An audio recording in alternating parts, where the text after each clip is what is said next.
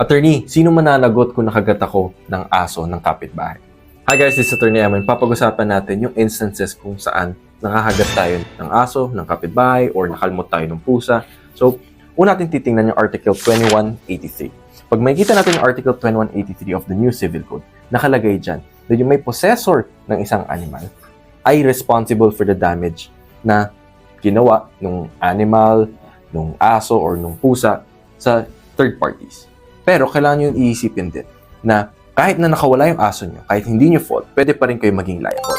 Pero may mga instances din or exceptions na tinatawag kung merong force majeure, meaning act of God, wala ka namang personal na kasalanan. Ibig sabihin kung may nakabangga sa bahay mo, nakawala yung mga aso mo or yung mga pusa mo, tapos may nakalmot sila, of course, that's force majeure.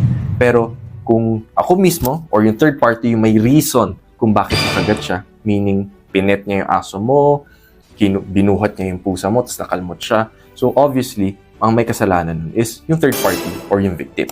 Okay, guys. So, ang pagkakaroon ng aso, pusa, or any type of pets or mga hayop ay may kaakibat na responsibility.